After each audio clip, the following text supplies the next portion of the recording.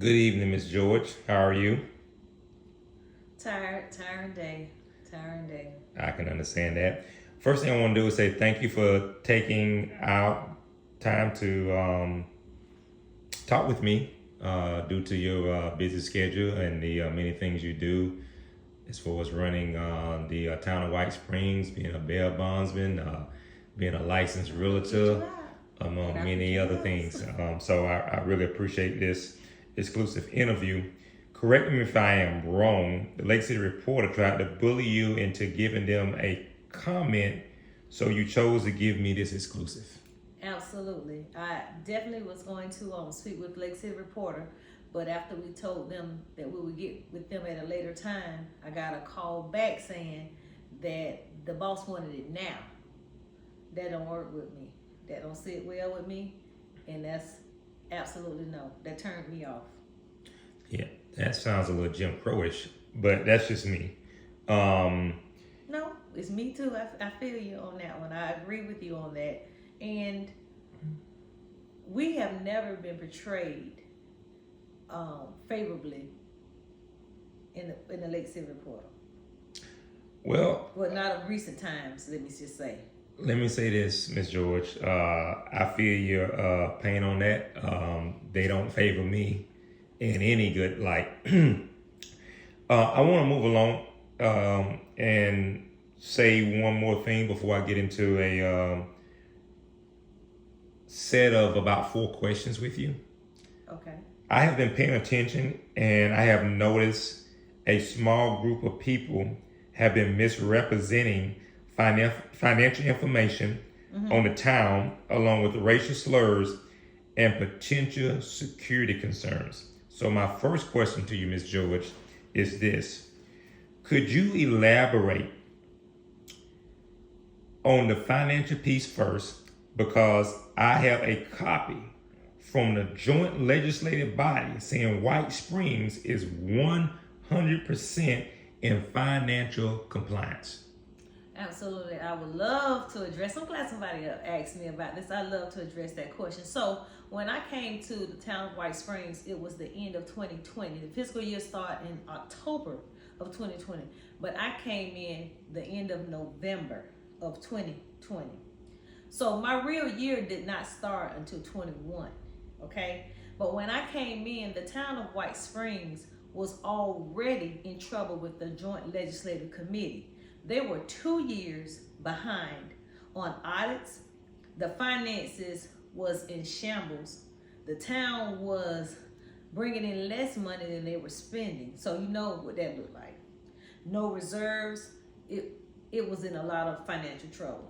So the team and I can't take credit for by myself. I have an awesome team, an amazing team of ladies that run town hall, that run the town of White Springs. I couldn't do anything without them. But with that being said, the team and I came up with ways to increase revenue, um, to get it in creative ways to help the town of White Springs generate revenue, not just generate revenue for the town to get on a financial footing. So once we did that, we were able to do a lot of positive things in White Springs. Our budgets, we had to do that. We had to do the budgets as well. Um, when I say the budgets didn't reflect the money that's being spent. So we had to make a change. And our new accounting team is amazing. Our new auditors are amazing. I won't say their names because I don't know how they feel about that, but they are amazing, and we appreciate you and all that you have done for the town of White Springs. So kudos to them. So our finances look pretty good. We're looking really, really good. The Joint Legislative Committee, when they did their findings, they came in, they went over things that was previous to my administration. When I came in, they asked for things that was previous to my administration. And when I came into office, I walked into the office and all I got was some keys and a paper with passwords. No briefing, nobody there to pass the baton, nobody to tell me nothing. So basically, if not to cut you short and correct me if I'm wrong, if I'm putting words in your mouth, please don't allow that. You inherited financial disaster as it relates to White Springs. I am a very thorough person who does research. It is my understanding through my research before you came on board and did a financial rectifying of things is that the state was on their way in to come take White Springs over. That's what I hear, because they didn't have any audits done. They didn't have anything turned into the Joint Legislative Committee. So, yeah, that's what I hear. They were on their way in. Like I said, it was nobody to pass the baton. We just got keys and was told, hey, you know, the council was freshly new, so it's not their fault. It's no fault of them. No fault of anybody that was at town hall. We were all there, like, trying to find our way. Awesome. Thank you for that. My second question is, if you don't mind, Ms. George, I have to ask, what is up with the racial climate from a few folks in White Springs? I saw the sign by Joe Griffin, and all came to my mind was, where did he get pictures of 3 beautiful black women? My thought was, he fished them out of a Jet magazine called Beauty of the Week. But I'll let you answer that question. Well, those pictures are actually on the town's website. Our website, those are the pictures that he got those from, and I do appreciate I do appreciate the compliments. A lot of people don't know the things that we put up with in White Springs, and the calls we get, the names we get. I'm not even going to abbreviate, because abbreviation does not give, it doesn't lend to the gravity of the situation. You need to hear the words. You have to, in order to appreciate the situation that we're in. I'm not sure, do you have any of the recordings? Because I think now you're getting ready to ease into my third question, which is, I have contained some records and recordings of Joe Griffin calling you, the clerk, the mayor, the N-word, the B-word. No. He didn't call us an N-word. He called us niggas. Okay. All right. And what about that's too clean. Okay. You gotta call it what it is. Okay, so he called you all niggas and bitches. Yeah. Nigga, bitch, niggas, bitches. He called it. He come in town hall. Let me speak to the head nigga in charge.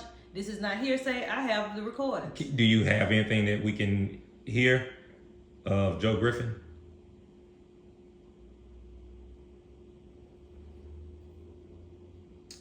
Wow. That is extremely unfortunate that you ladies clean it up. have to experience. I mean, I think we live in 2024, and I just can't believe that this is still the climate. Hi, this is Joe Griffin again. I had talked to the former bar, and there is no law against calling someone the head nigger in charge. Thank you. Wow. It's just one. Wow, that's enough for me. That's enough for me.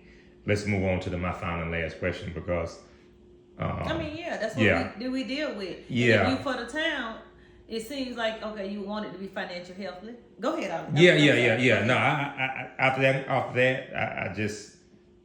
I gotta move on, if you would. My last question is, I noticed that this has caused an abundance of caution to be taken as it relates to security at Town Hall. Could you expound on that, please? Absolutely. I have nothing but ladies up there. And Town Hall is very small and very open.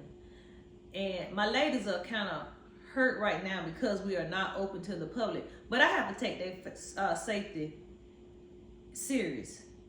Somebody makes a billboard, we can say, oh, this person is not going to do this and they're not going to do that. This climate that we live in, especially this political climate, we can't take anything for granted. We already know it's other people financing him. We have people come in every day. They're angry for no reason. We have Scott Gay coming in, and we have Dennis Price there. It's everything. It's always something against us, our minority.